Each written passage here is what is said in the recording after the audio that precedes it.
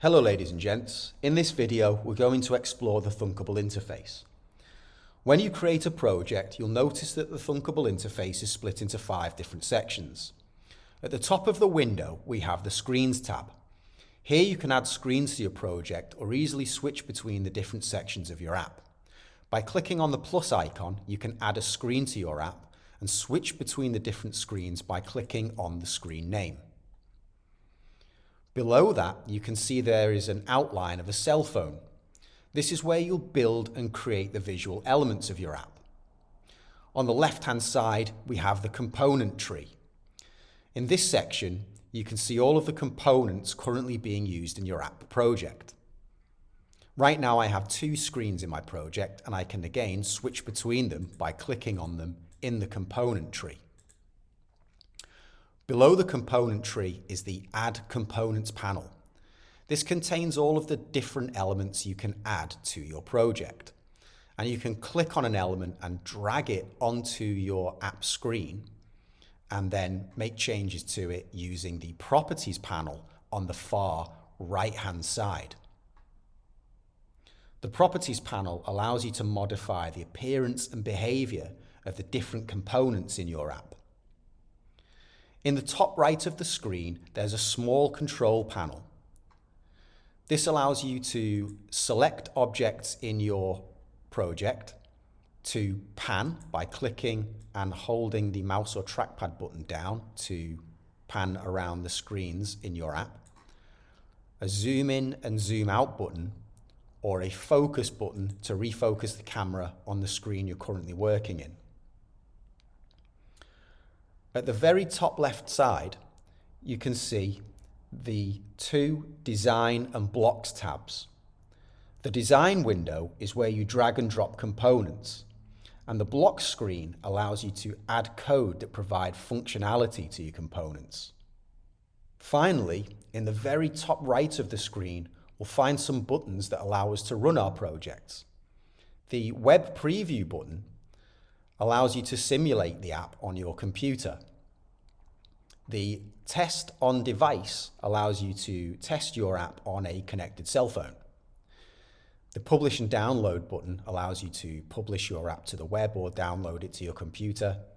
And the Share button allows you to share your app with other people. Now let's delve into how to create an app using these tools.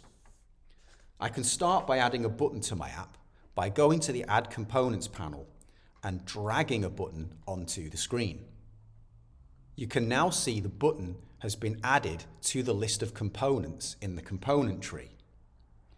If I want to customize the look of the button, I can easily modify it using the Properties panel on the right-hand side.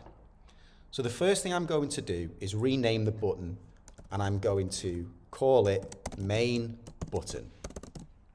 I can change the text on the button by clicking in the button properties and making a small edit, so I'll change it to Click Me. I can change the boldness of the text by, again, selecting the different options in the properties window. I can change the colors by changing the color options. I'll just leave this as white for now. And I can change the color of the button by scrolling down to the Style section and again picking a different color. Now, using the Selection tool, I can click on the button and drag it around my screen. And I can resize the button by clicking in the corners and dragging those little selectors around to make it the size that I want. Now I just need to give this button some functionality. To do that, I need to go to the Block screen. And now, under UI components in the far left-hand side, for screen 1, you can see I have Main Button, which I named before. When I click on Main Button, the different blocks I can use to make this button do things are presented on the screen. So I'll drag in this one. When the Main Button is clicked, do something. Then I'll click on Main Button again, and from the different options, I'll find Set Main Button's Background Color. And I will drag that into the gap following Do in that block. You heard the click, which means it's been put into place.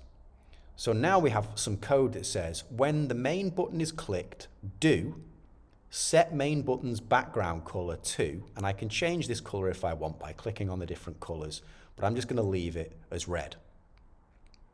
And now, if I go back to the design, you can see that the button looks just like it did when I first set it up. But if I click on Web Preview to run this app, now the code should execute. So when I click on my button, the color should change. So I click the button and the color changed to red. To exit Web Preview, simply click the Web Preview button and you'll be returned back to the design window. And there you have it, an overview of the Thunkable interface and the initial steps in creating your own app.